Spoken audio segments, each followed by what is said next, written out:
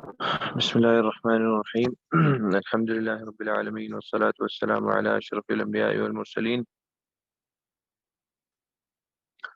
نبينا محمد وعلى آله وصحبه أجمعين. اللهم انفعنا بما علمتنا وعلمنا ما ينفعنا وزدنا علما وعملا وتوفيقا برحمتك يا أرحم الراحمين. رب اشرح لي صدري ويسر لي أمري واحلل عقدة من لساني يفقه قولي.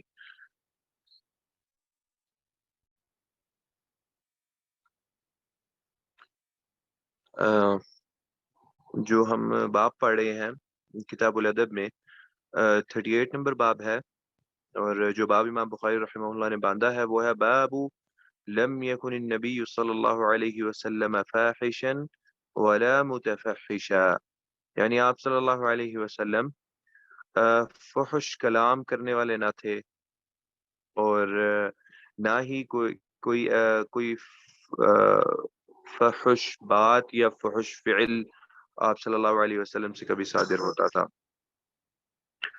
اچھا، اب اس باب کے اندر یا اس باب کے تحت امام بخاری رحمہ اللہ نے جو احادیث بیان کی ہیں ان میں تو ایک حسن خلق کا سب سے پہلے حدیث ہے، اس میں آپ صلی اللہ علیہ وسلم کے اخلاق کے متعلق ہے کہ آپ صلی اللہ علیہ وسلم کا اخلاق کیا تھا، اور دوسری چیز جو بہت معروف ہے، جو اللہ تعالیٰ نے ایک گواہی دے دی رسول اللہ صلی اللہ علیہ وسلم کے اخلاق کے متعلق، وَإِنَّكَ لَعَلَىٰ خُلُقٍ عَظِيمٍ، کہ اللہ تعالیٰ نے آپ صلی اللہ علیہ وسلم کو یہ بات اللہ تعالیٰ کہہ رہے ہیں کہ اے محمد صلی اللہ علیہ وسلم ایک آپ اخلاق کے بہت اعلیٰ درجے پر فائز ہیں۔ تو ایک تو آیت ہو گئی، اور پھر یہ حدیث ہے کہ آپ صلی اللہ علیہ وسلم نے حسن خلق کے متعلق جو بات کہی، ان من اخیرکم احسنکم خلقا، کہ تم میں سے سب سے بہتر شخص کون ہے؟ وہ ہے جس کا اخلاق سب سے بہترین ہو، جس کا اخلاق سب سے اچھا ہو، کیونکہ اس شخص کا کوئی فائدہ نہیں ہے، اس شخص کا کوئی فائدہ نہیں ہوگا جس کا اخلاق اچھا نہیں ہے، چاہے وہ شخص کتنا ہی بڑا عالم ہی کیوں نہ ہو، اگر اخلاق اچھا نہیں ہے تو اس سے لوگ علم نہیں حاصل کریں گے، لوگ سے دور ہو جائیں گے۔ اسی لیے رسول اللہ صلی اللہ علیہ وسلم کو یہ بات بھی فرمائی کہ آپ صلی اللہ علیہ وسلم لو كنت فظا غلیظ القلب لانفضوا من حولك، کہ آپ صلی اللہ علیہ وسلم اگر آپ سخت دل ہوتے تو یہ لوگ آپ سے دور ہو جاتے، آپ کے پاس ہی نہ آتے، یعنی بھاگ جاتے آپ سے۔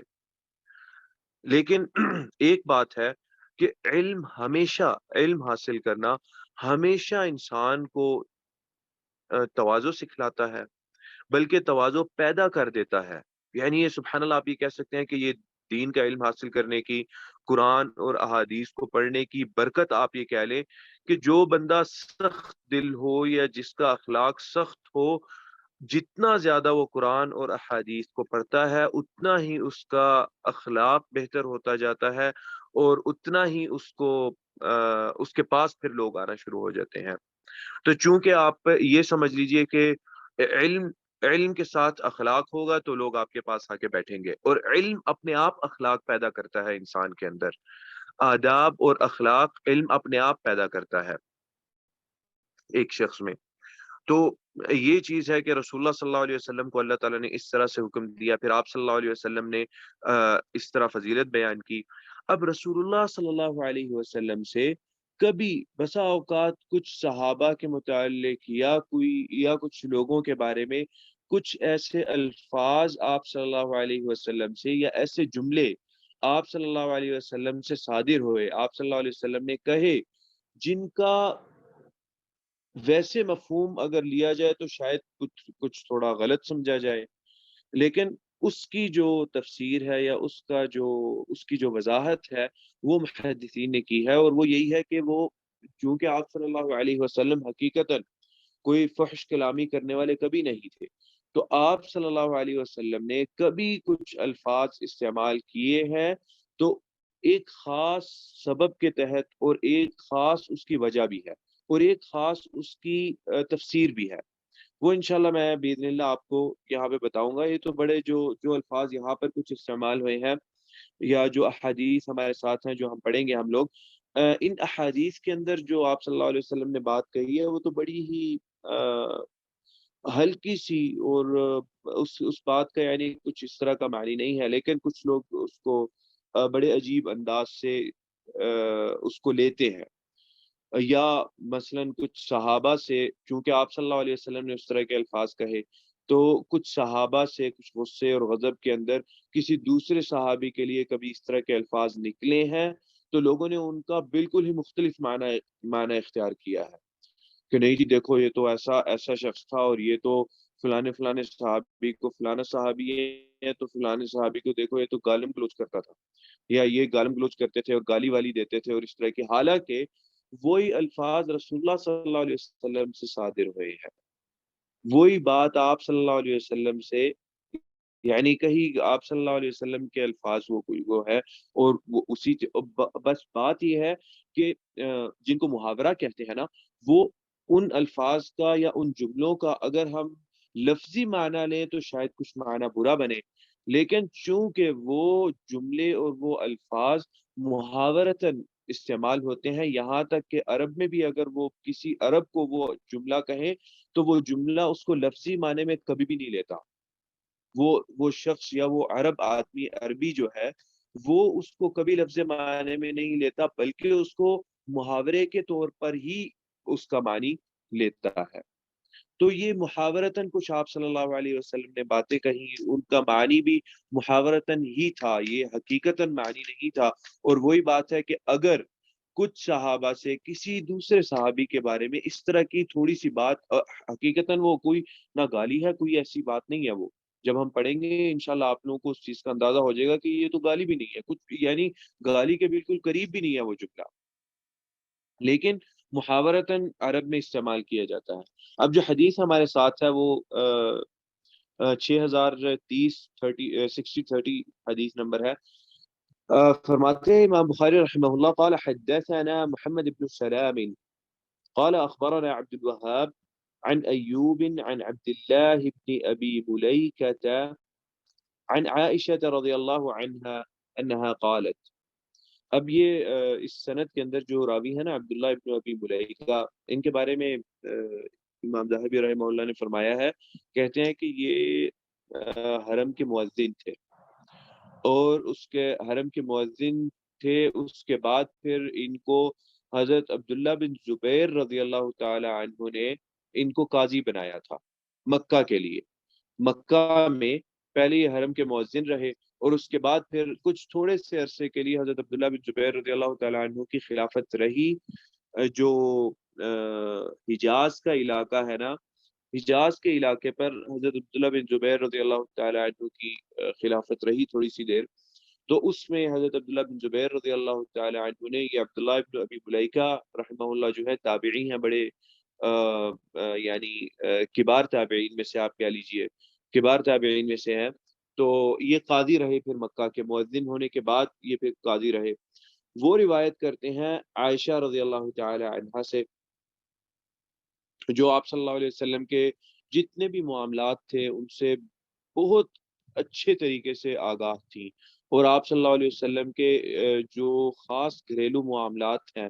آپ صلی اللہ علیہ وسلم کا گھر کے اندر یا کمرے میں آپ صلی اللہ علیہ وسلم کا بات کرنا، اور آپ صلی اللہ علیہ وسلم اور حضرت عائشہ رضی اللہ تعالی عنہا کے درمیان کچھ مسائل کا ڈسکس ہونا، کوئی کچھ کچھ بحث وغیرہ ہونا، یہ عائشہ رضی اللہ تعالی عنہا نے بڑے خوبصورت انداز سے ایک ایک چیز کو بیان کیا ہے۔ اور پھر عائشہ رضی اللہ تعالی عنہا کے بعد باقی تمام امہات المؤمنین جو ہے، انہوں نے خاص آپ صلی اللہ علیہ وسلم کے گھریلو معاملات بڑے اچھے انداز سے بتائے ہیں۔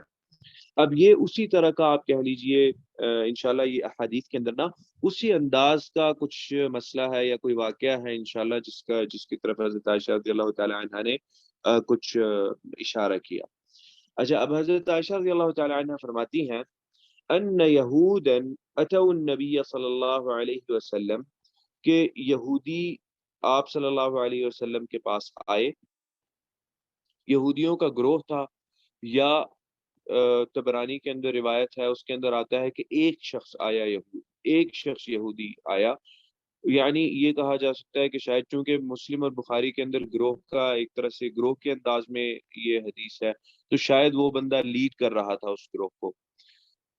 وہ آپ صلی اللہ علیہ وسلم کے پاس آئے، اور ان کی یہ نا بڑی آپ کہہ لیجئے کہ خباثت تھی کہ جب بھی، چونکہ علم تو تھا ان کے پاس، ان کی غلطی ہی یہ تھی کہ ان کے پاس علم تھا، علم ہونے کے باوجود انہوں نے اس پر عمل نہیں کیا، اس لیے اللہ تعالیٰ نے ان کو مغضوب کہا سورۃ الفاتحہ کے اندر، غیر المغضوب علیہم ولا الضالین، ضالین گمراہ لوگ، گمراہ وہ ہیں جو عیسائی ہیں، ان کو گمراہ کس انداز سے، کس لیے کہا؟ ان کو گمراہ اس سینس میں کہا کہ اللہ ان کے پاس علم نہیں تھا لیکن انہوں نے عمل کرنے کی کوشش کی۔ یہودیوں کے پاس علم تھا لیکن انہوں نے عمل نہیں کیا اس پر۔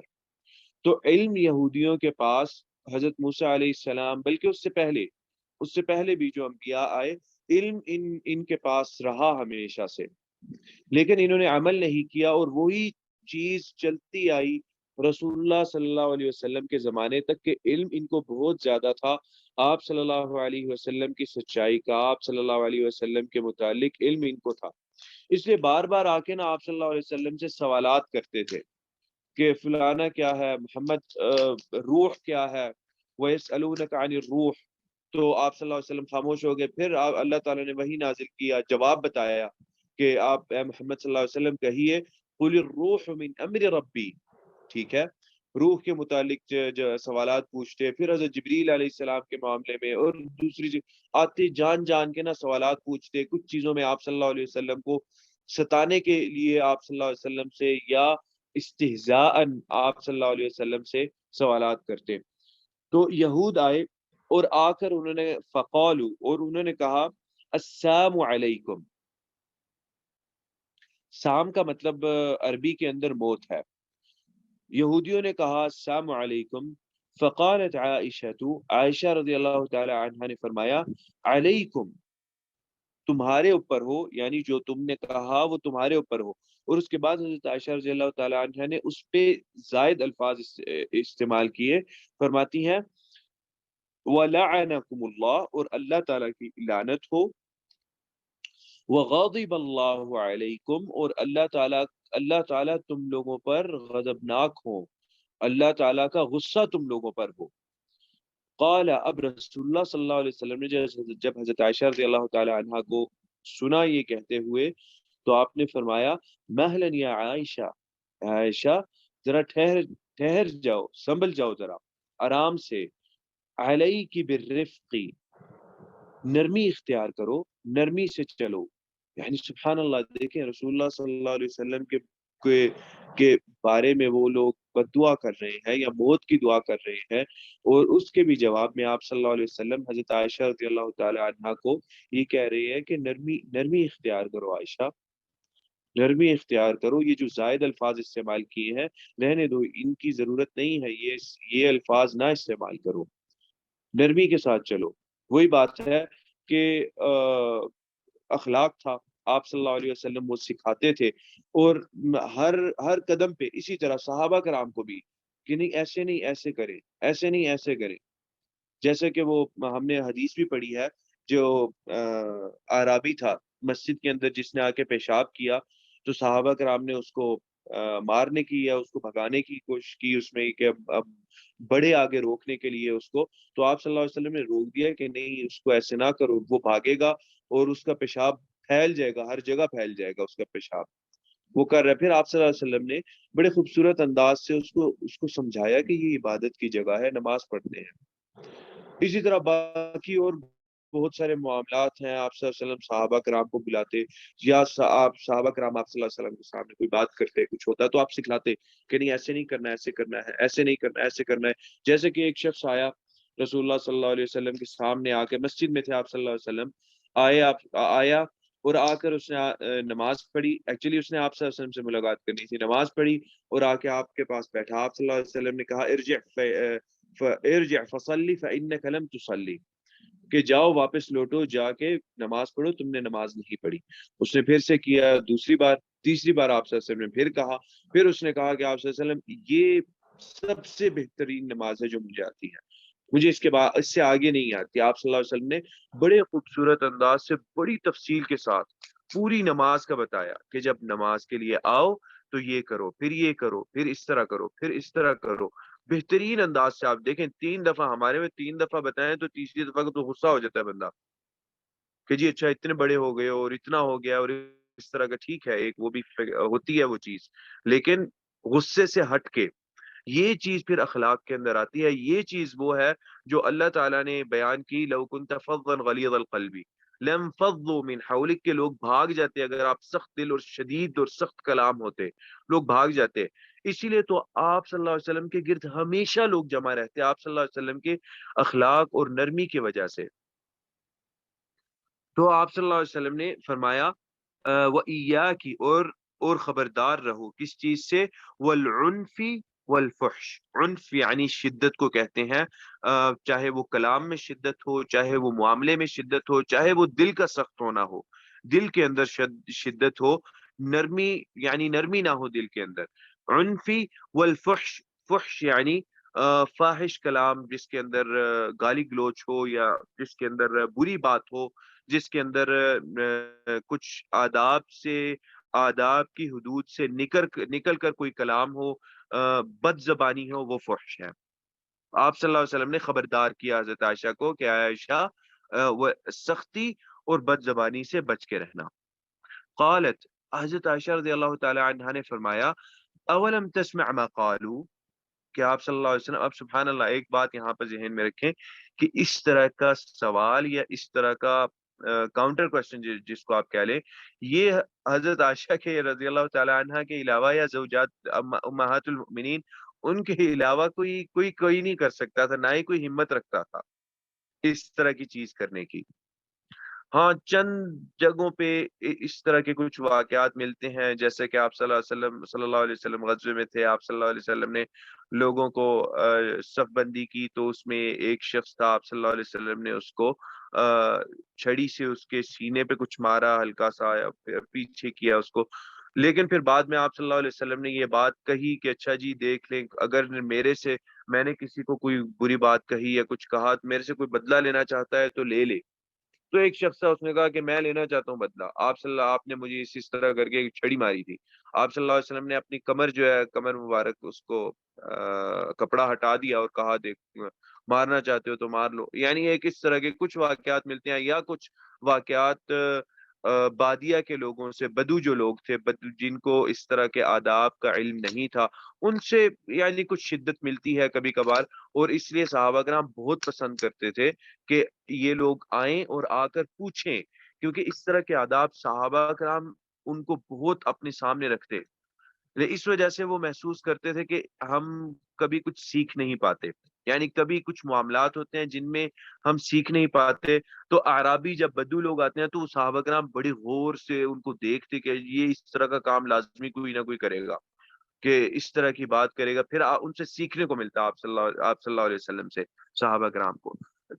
لیکن ان کے علاوہ حضرت عائشہ رضی اللہ تعالی عنہا اور زوجات تھیں آپ صلی اللہ علیہ وسلم کی، جو اس طرح کر کے سوال واپس کرتی، تو انہوں نے کہا کہ آپ صلی اللہ علیہ وسلم آپ نے سنا نہیں کہ انہوں نے کیا کہا، یعنی آپ صلی اللہ علیہ وسلم کو یہ کہ موت کی بد دعا دی کہ آپ کے اوپر موت ہو یا لعنت ہو آپ کے اوپر۔ تو قال اولم تسمعی،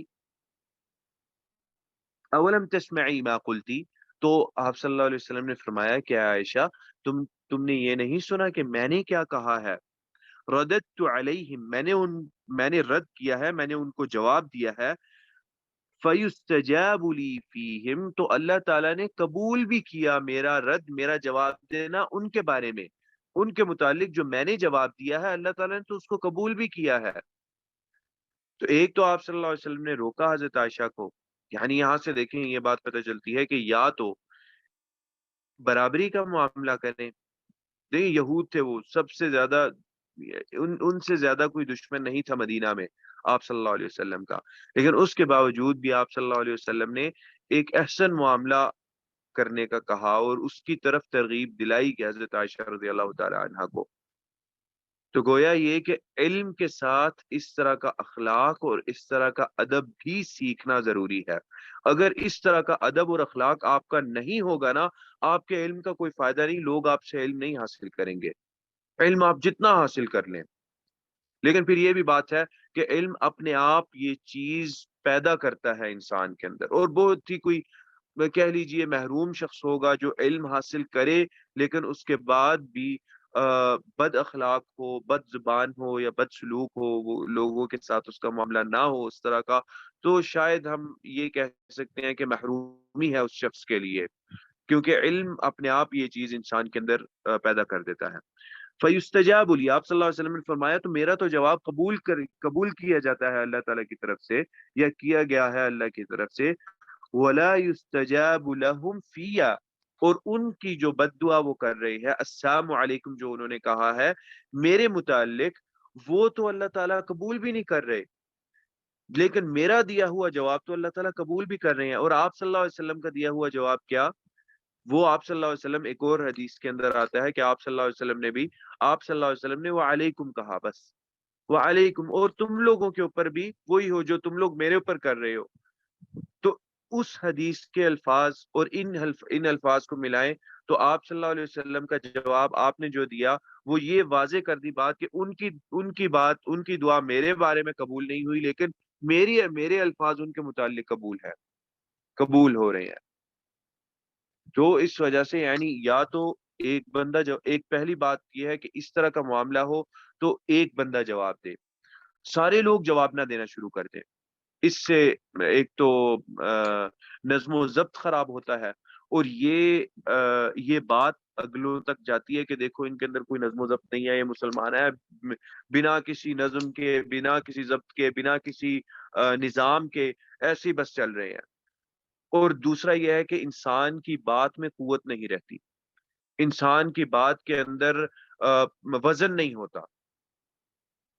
لیکن جب انسان حکمت کے ساتھ اور صبر کے ساتھ آرام سے تحمل سے جواب دیتا ہے، انسان کی بات میں وزن بھی ہوتا ہے، اور انسان کا ایک اپنا وقار اور ایک روب بھی ہوتا ہے، اور وہ روب اگلے کے اوپر اپنے آپ پڑ جاتا ہے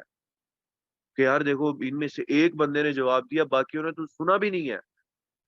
تو یہ تو ایسا ہے کہ ہماری اپنی بےعزتی ہو گئی کہ ہم جو کرنا چاہ رہے تھے ان کے ساتھ، یہ وہ چیزیں ہیں جو رسول اللہ صلی اللہ علیہ وسلم یعنی سکھا کے گئے ہیں میرا آپ سے حضرت، یعنی صحابہ کرام کے ذریعے۔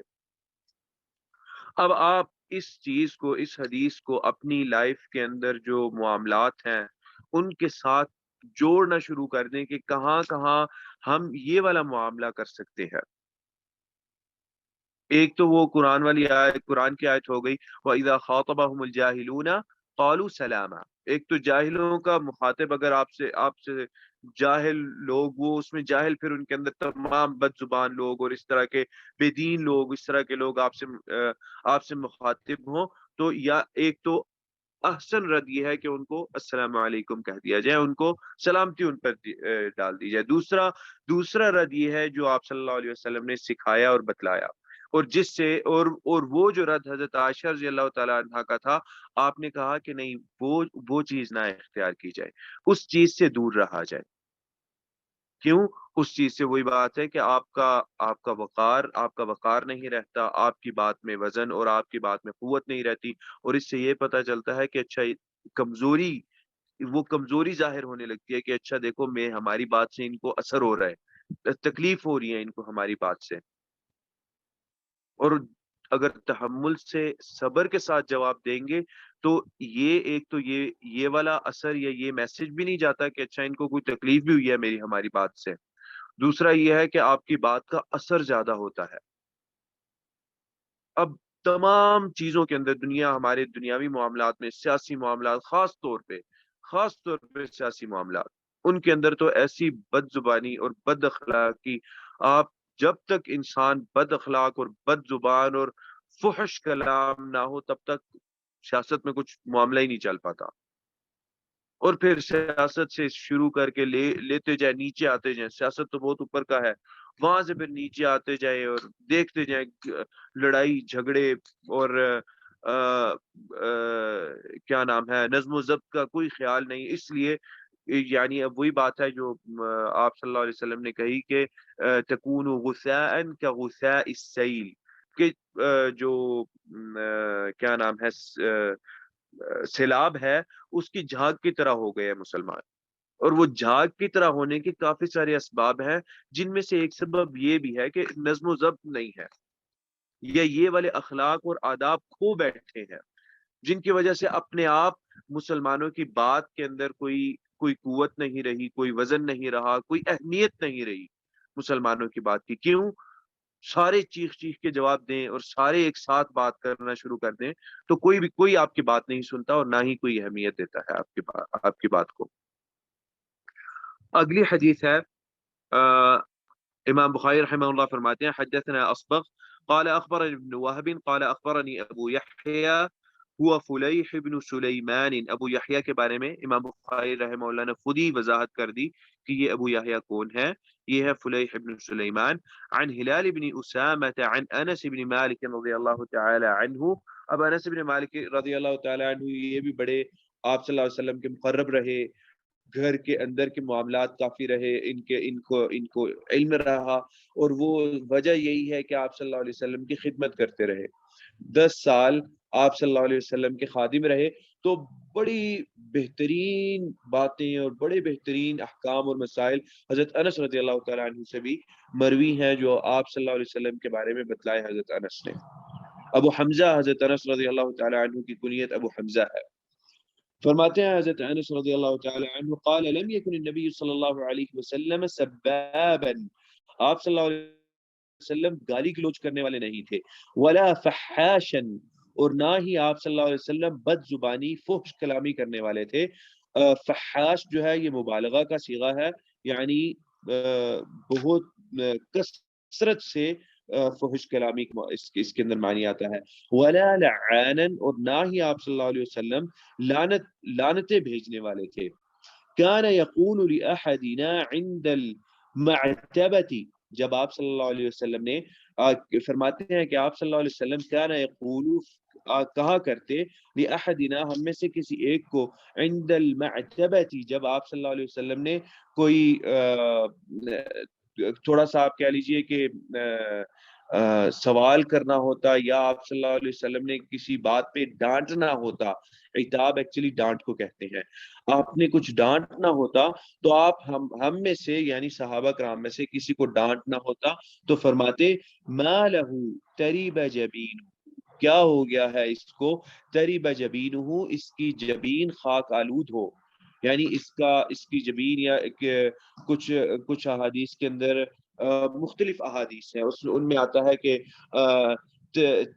انفہ، ناک کا لفظ آتا ہے کہ ناک خاک آلود ہو، کچھ احادیث ہیں ان کے اندر ہاتھ کا لفظ آتا ہے کہ ہاتھ تمہارے خاک آلود ہو،